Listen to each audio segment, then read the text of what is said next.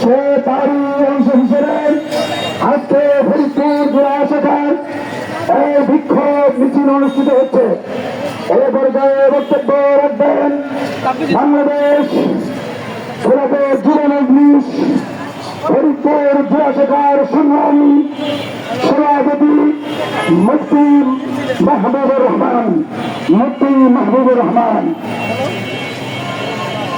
السلام عليكم ورحمة الله وبركاته. نحمده ونصلي على رسوله الكريم. أما بعد فأعوذ بالله من الشيطان الرجيم. بسم الله الرحمن الرحيم. لا تجدن أشد الناس عداوة للذين آمنوا اليهود والذين أشركوا.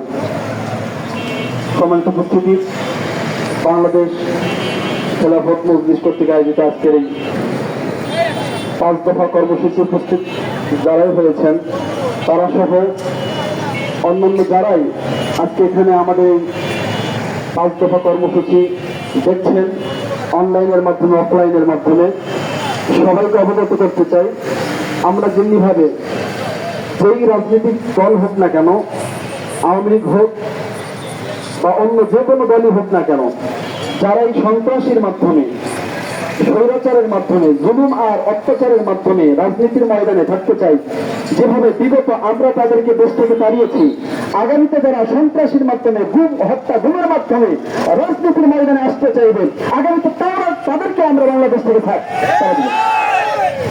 ঠিক তদ্রুপভাবে এর ভিত্তিতে ইসলাম নামক জঙ্গি সংগঠন, এই উগ্র হিন্দুত্ববাদী জঙ্গি সংগঠন সম্পর্কে 10-15 বছর আমরা মানুষকে সতর্ক করেছি, বিগত সরকার এবং প্রশাসনকে সতর্ক করেছি। এই উগ্রবাদী হিন্দুত্ববাদী জঙ্গি সংগঠন ইসলামকে যদি আজ থেকে 10 বছর আগেই তাদেরকে কাঠগড়ায় দাঁড় করানো হতো, তাদেরকে যদি নিষিদ্ধ করা হতো, তাহলে চট্টগ্রামের আরিফ মাহমুদ আইনজীবী নিহত হওয়া লাগতো না, মধুখালীর 2 মুসলিম ভাই আজকে শহীদ হওয়া লাগতো না।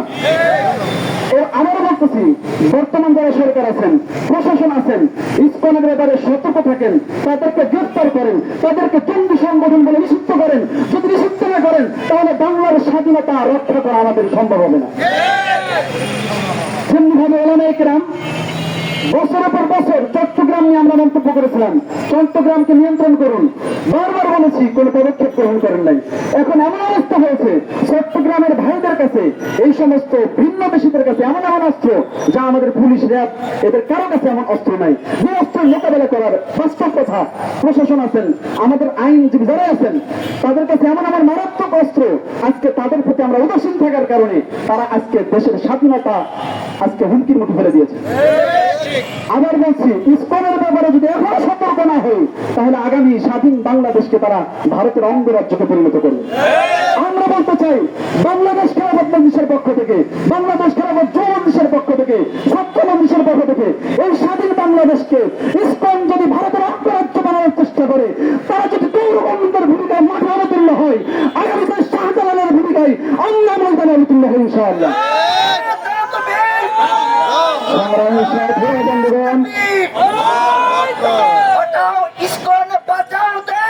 মামুনুল হকের নির্দেশ এ পর্যায়ে বক্তব্য রাখবেন শেখ মোহাম্মদ হেলাল, সেক্রেটারি বাংলাদেশ খেলাফত মজলিস ফরিদপুর মহানগর শাখা। মোহাম্মদ মুসাল্লাল্লাহু রাসূলুল কারীম। প্রিয় তাওহীদি জনতা, আপনারা ইতিমধ্যে অবগত আছেন, আমির বাংলাদেশ খেলাফত মজলিস তার নির্দেশক্রমে সারা বাংলাদেশে 5 দফা দাবি আদায়ের লক্ষ্যে কর্মসূচি দেওয়া হয়েছে, তারই বাস্তবায়নে আমরা আজকে এখানে সমবেত হয়েছি।